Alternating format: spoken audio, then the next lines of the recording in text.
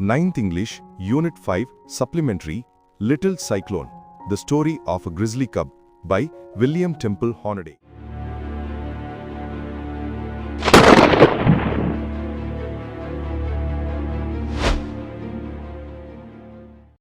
நம்ம குழந்தைங்களுக்கு teddy bear வாங்கி கொடுத்தா அதை விட்டு பிரிய மாட்டாங்க இல்லையா?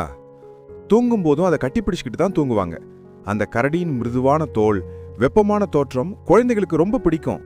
அதனால அவங்க டெடியை ரொம்ப நேசிச்சு அதுக்கு சாப்பாடு போடுறாங்க, ஆடை அணிவிக்கிறாங்க, மார்போட கட்டிப்பிடிக்கிறாங்க. சிறு பிள்ளைகளை தாயிடமிருந்து பிரிச்சா ரொம்ப அழுவாங்க. அதுபோல தாயும் தங்கள் குழந்தைய யாரிடமும் விடமாட்டாங்க. அந்த மாதிரி விலங்குகளை தங்கள் குடும்பத்திலிருந்து பிரிச்சா எப்படி நடந்து கொள்ளும்னு யோசிச்சிங்களா? இதோ அதுக்கான ஒரு அழகான உண்மை கதை.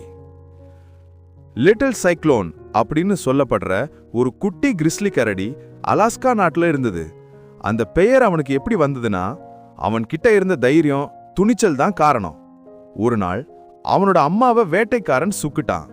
சைக்ளோப் அவன் தம்பியும் பயந்து ஓடிட்டாங்க. பிறகு அவங்க தாயை தேடி போன போது அவ தூங்குறான்னு நினைச்சு அவ உடல் அருகையே ஒட்டிக்கிட்டே இரவு முழுக்க தூங்கிட்டாங்க. அடுத்த நாள் காலையில சில மனிதர்கள் வந்து அவங்கள பிடிச்சாங்க. அந்த குட்டிகள் கத்தி கடிச்சு நகத்தால கீறினாங்க. ஒரு குட்டி ரொம்ப கடுமையா எதிர்த்ததால பிடிச்சவன் பயந்து அவனை விட்டுட்டான். அந்த கரடி இன்னும் காட்டு விலங்காகத்தான் இருக்கான். ஆனா சைக்ளோனை பிடிச்சவன் அவன் கால்களை பிடிச்சு இழுத்து சுழற்றி அடிச்சு கயரால கட்டிட்டான்.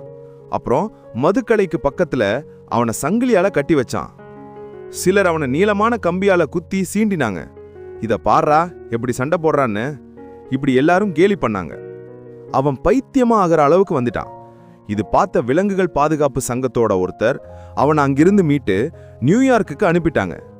அங்க அவனை சுகமான பெட்டியில வச்சு நல்ல பாதுகாப்பா பாத்துக்கிட்டாங்க.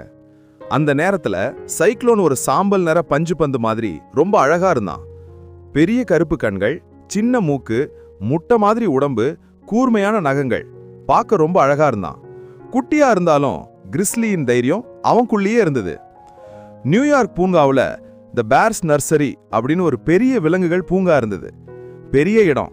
அங்க 6-7 குட்டி கரடிகள் சேர்ந்து விளையாடுவாங்க. மரம், நீச்சல் குளம், கல்மலை எல்லாமே இருக்கும். புதிய கரடியை அந்த வச்சா அதுங்க கொஞ்ச நாள் பயப்படும். ஆனா கிரிஸ்லி கரடிகள் வேற மாதிரி. அவங்க கிட்ட பயம் என்பதே கிடையாது. சைக்ளோனின் பெட்டியை திறந்ததும் அவன் நேரா நடந்து போய் சென்டர்ல நின்னு எல்லாரையும் பார்த்தான். அவன் முகத்துல இருந்த பார்வை, நான் அலாஸ்காவிலிருந்து வந்த கிரிஸ்லி, இங்கேதான் இருக்க போறேன். யாருக்காவது என்கிட்ட சண்டை போடணும்னா வாங்க பாப்போம் அப்படின்னு சொல்ற மாதிரி இருந்தது. அப்போ லிட்டில் சாரு அப்படின்னு ஒரு யூரோப்பியன் பழுப்பு நிற கரடி அவன் காதுல ஓங்கி அடிக்க முயற்சி பண்ணான். ஆனா சைக்ளோன் ஒரு மின்னல் வேகத்துல எதிர்த்து அடிச்சான். சாரு பயந்து ஓடிட்டான். அடுத்தது ஒரு பெரிய கருப்பு கரடி வந்தது. அதையும் சைக்ளோன் கடுமையா தாக்கினான். அதுவும் பயந்து மலை மேல ஏறி ஒழிஞ்சுக்கிட்டது. 1 மணி நேரத்துக்குள்ளேயே அங்க இருந்த எல்லா கரடிகளுக்கும் புரிஞ்சிடுச்சு, அந்த சாம்பல் நிற குட்டி கிரிஸ்லி சின்னவனா இருந்தாலும் வேகமா அடிப்பான், பயமில்லாம தாக்குவான் அப்படின்னு. அதற்கு பிறகு யாரும் அவனை தொந்தரவு செய்யறதே இல்லை.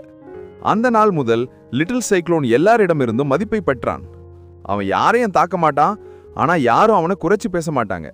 தைரியமா அமைதியா வாழ்ந்தான். ஓகே ஸ்டூடெண்ட்ஸ், உங்களுக்கு இந்த ஸ்டோரியோட ஷார்ட் சம்மரியோ போட்டிருக்கேன். அது உங்களுக்கு எக்ஸாம்க்கு யூஸ்ஃபுல்லா இருக்கும். லிங்க் டிஸ்கிரிப்ஷன்ல இருக்கு, மிஸ் பண்ணாம பாருங்க. பாய்.